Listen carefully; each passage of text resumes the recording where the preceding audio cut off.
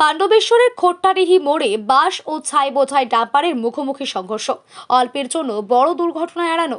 পাণ্ডবেশ্বরের খোট্টাডিহি মোড়ে 14 নম্বর জাতীয় সড়কে একটি যাত্রীবাহী বাস ও ছাই বোঝাই ডাম্পারের মধ্যে মুখোমুখি সংঘর্ষের ঘটনা ঘটেছে।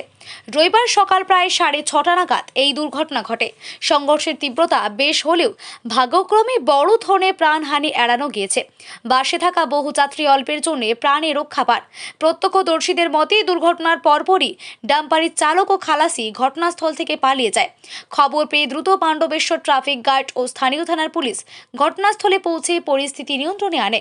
পুলিশের তত্ত্বাবধানে ক্রেন এনে দুর্ঘটনাগ্রস্ত গাড়িগুলিকে সরানোর কাজ শুরু হয়েছে, যাতে জাতীয় সড়কে যান চলাচল স্বাভাবিক করা যায়। এলাকাবাসীর দাবি, খোট্টাডিহি মোড়ে প্রায় দুর্ঘটনা ঘটে, তাই ভবিষ্যতে এই ধরনের ঘটনা রুখতে সেখানে দ্রুত গতিরোধক নির্মাণ করা হোক।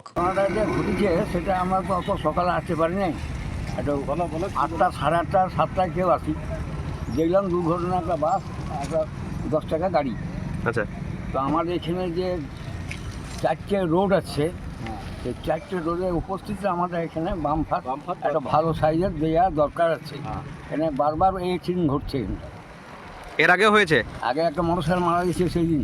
আচ্ছা, আজকে কি কেউ আহত হয়েছে? আজকে ওটা আমি দেখি নাই চোখে, কেন বলবো।